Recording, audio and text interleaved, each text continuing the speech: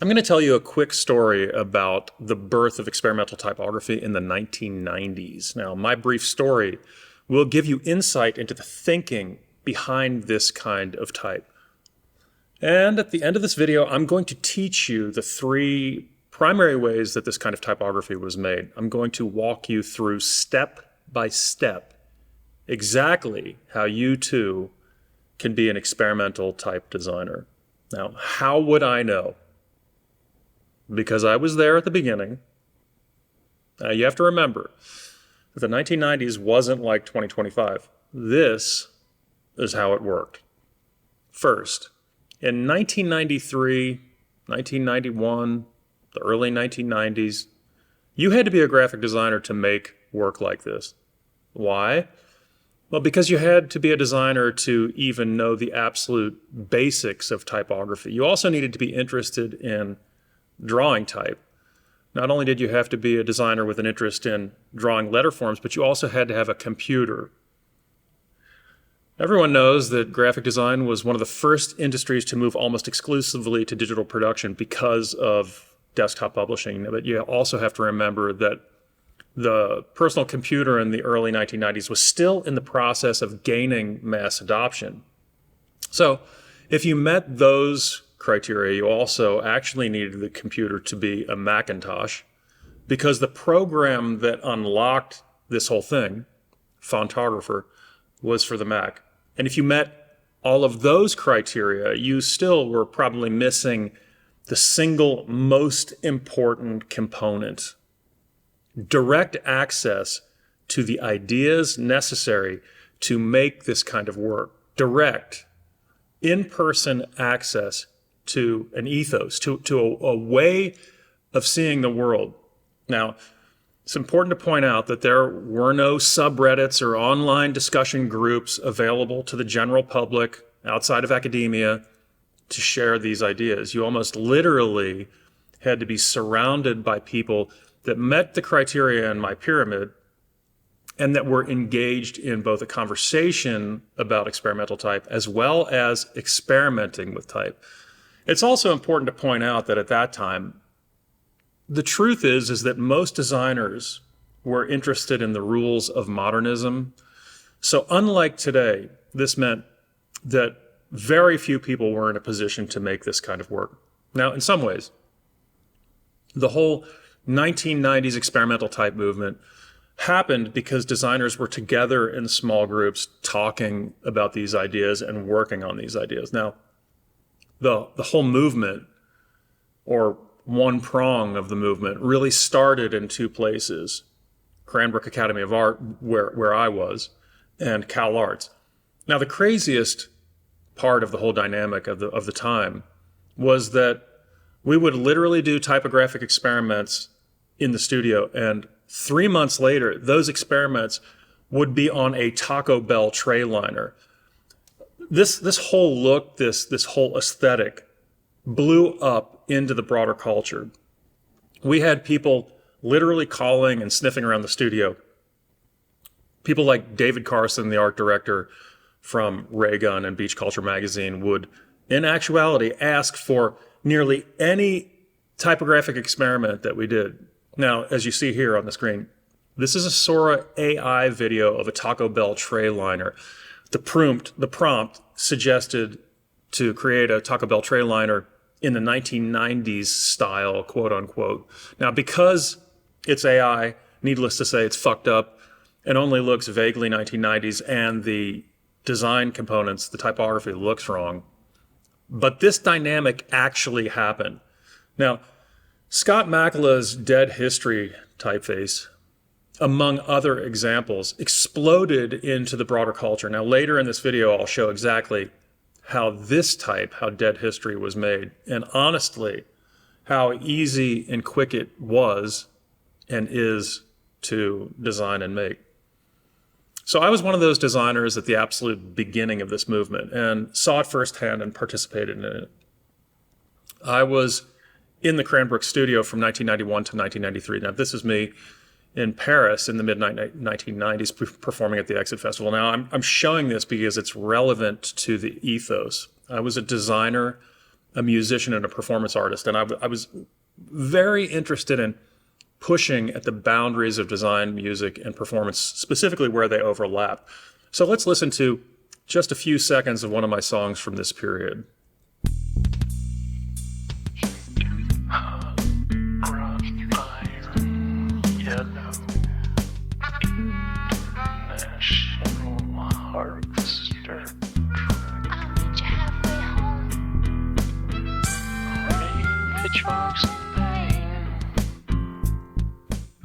Now, these are just a few of the typefaces that I designed from 1991 to 1999. This is dyslexia subluxation, blue eyeshadow,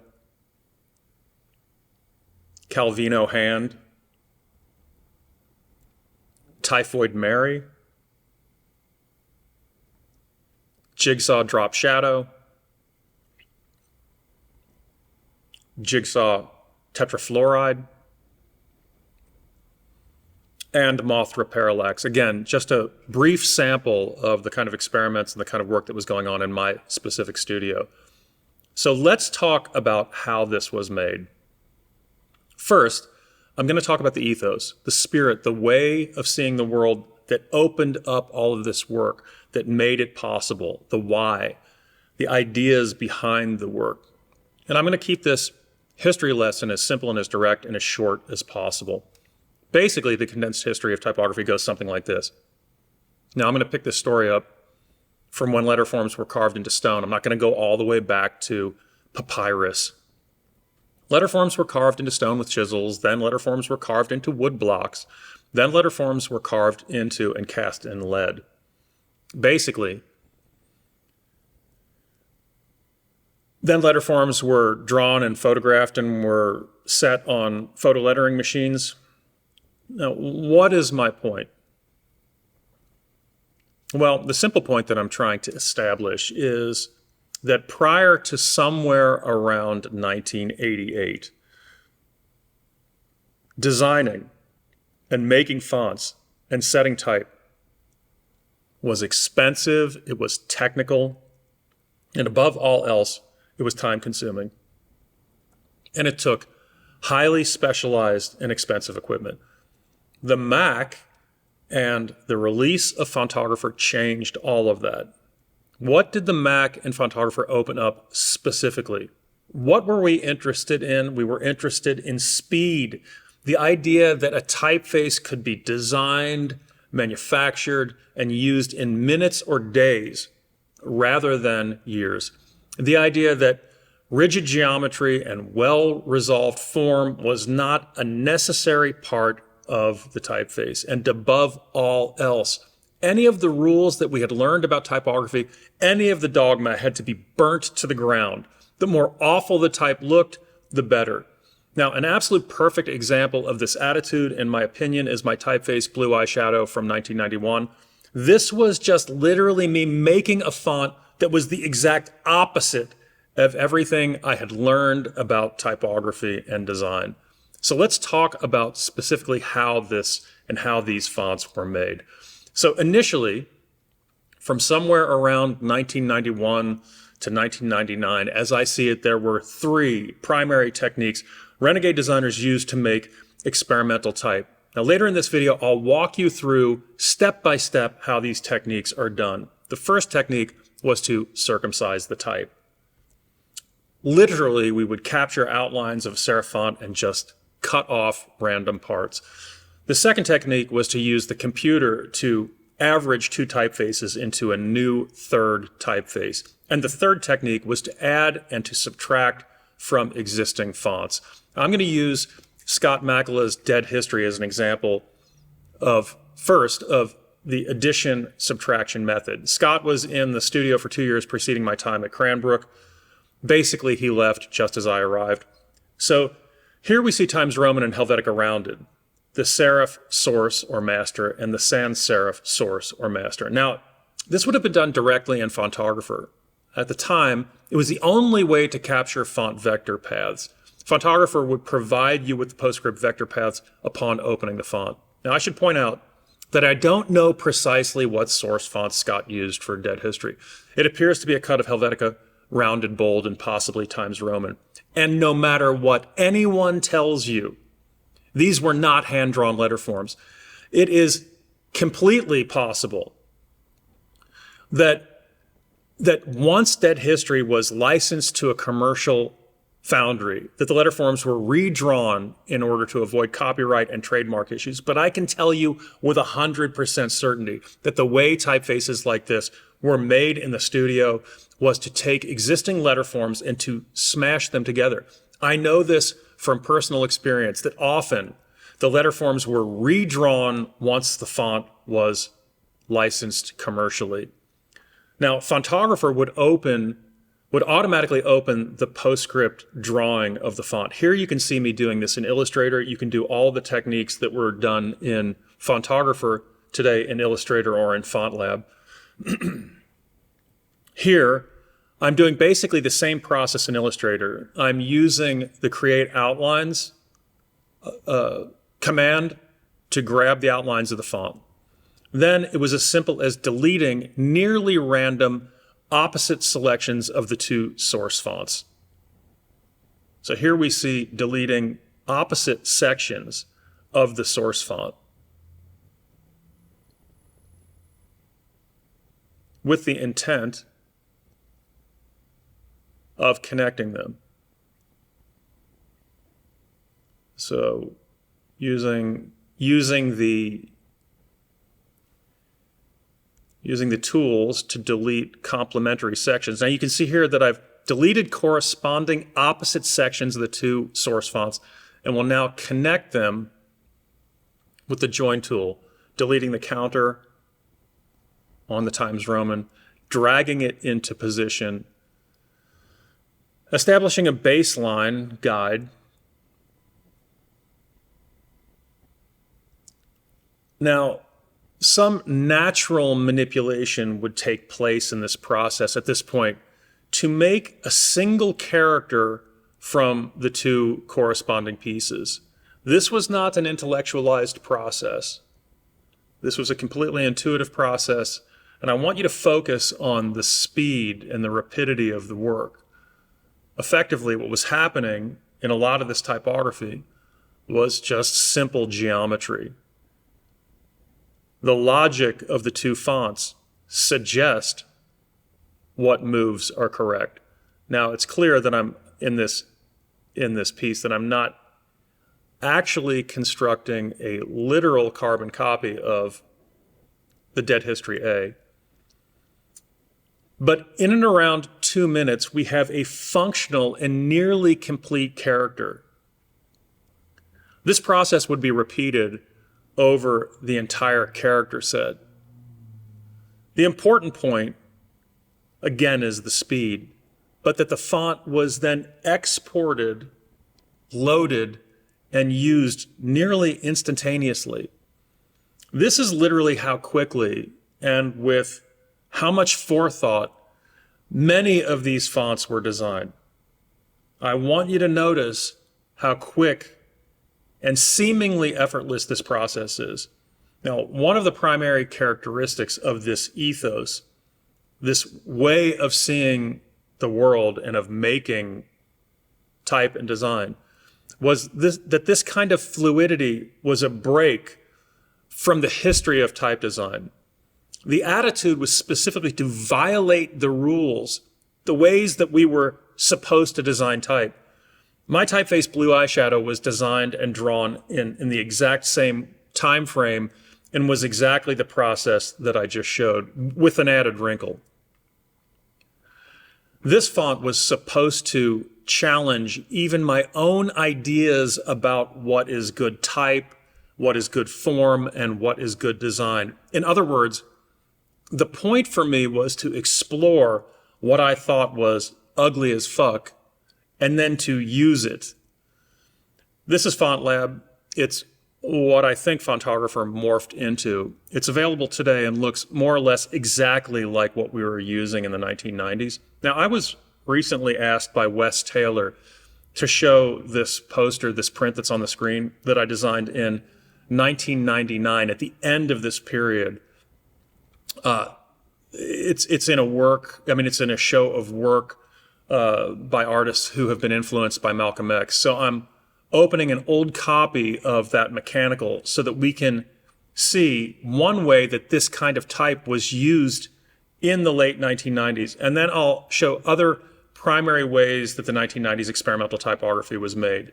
This is a video from yesterday. So you know Emmy, huh? Installing the print at the gallery. Good friend. Okay. How do you know her? Let's just take a second to make sure all of the fonts have loaded. This is in this print, in this poster is my original typography, except for Helvetica and Bank Gothic. Oh, and Apple Chancery. The second technique in this experimental type movement was to use computational means to derive type. At about that same time, somewhere around 1991, we started to use basic computational methods to make new type. The thinking was something like, if old typographers take years to design and produce a new font, then maybe the more quickly we can make a new font, the more it will be set up in opposition to that form of design. Now, so if speed is good, more speed must be better. There was a function in Fontographer that allowed you to select two source fonts and with the hit of one button, blend them together. You can do this today in Illustrator, which is what I'm showing with the blend command. So a number of the fonts that I designed and that we're using were simply made in 30 seconds. Now, the last technique is addition and subtraction. The addition and subtraction process is a process where you add or subtract elements to existing vectors. Here we can see punching holes in existing typography. I'm going to show two examples of this, but effectively by using vector commands, path commands, you can take a shape and you can excise, you can subtract from existing typographic outlines. Here I'm selecting and removing sections of the serifs with a circle. An example, a more complex example of addition, the addition subtraction method, is in my type that was a construction of what is jigsaw, the jigsaw family.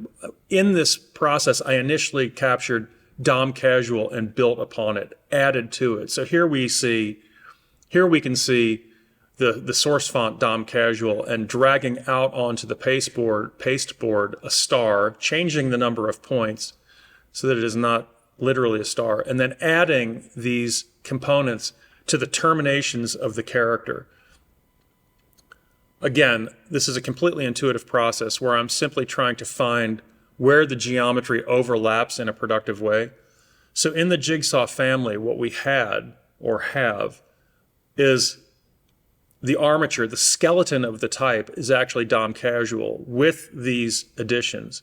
Now, you'll notice when I show the jigsaw family that there is a different stress to the type. So when actually creating these forms, what I did was I skewed the type. Eventually, this typeface was in fact released by Emigre. And I can tell you two things. One, that the entire typeface was redrawn and it was not traced. And then secondarily, Rudy and Susanna made sure that they reached out to the original designer of Dom Casual and paid a licensing fee to the designer of Dom Casual. So not only is this typeface not the literal mathematical outlines, because it was redrawn, each character, each glyph, but there was a licensing fee paid to the designer of Dom Casual. This is Jigsaw Drop Shadow. From around 1995 through to the year 2000, I would say I would sell these typeface designs on my website. And I would advertise them with direct mail. I'd design posters and mail them out. Let's take a quick look at how I did that and one of the pieces from this time. So I would maintain a fairly large mailing list. Here we see an example to announce the release of the dysphagia typeface, which is the typeface, the primary typeface on this piece. There were a number of other typefaces that I haven't shown in this video, including Heimlich maneuver, hernia, turnbuckle, Klieg-Light, radio flat, dysphagia, bottle rack, generator. You can see in these examples all of the techniques that I'm talking about here. The complete font folio number 1 was $700. So what does this process mean for today? After all, it is no longer 1993. Well, I would suggest that these methods are still valid, not in the way that they were ultimately manifest in the 90s, but these methods are ways, or can be seen as ways of sketching, ways of searching for interesting typographic ideas. Each of these techniques can be used simply as a starting point to develop and refine a far more interesting typographic idea. So at the beginning of this video, I mentioned that very early, a lot of this work was being done at Cranbrook and at Cal Arts. Now, it's super important to point out that people like Susanna Licco and Rudy Vanderlins were doing absolutely amazing work in experimental typography that inspired the people. I know it inspired the people at Cranbrook. I'm assuming it inspired the people at Cal Arts. And they were not in any way formally affiliated with Cranbrook or Cal Arts. It's also important to point out that Susanna's process might have been significantly different from what I've shown. Now, I absolutely detest the typical YouTube exhortations to like, comment, and subscribe. Now, these things are obvious, but the thing that I would say is that if you enjoy this channel or you want to help support the channel, the more engagement, the better for the algorithm. I think specifically if you share the video, even if you have really no reason to share it, it will help the channel a lot. So until next time, peace.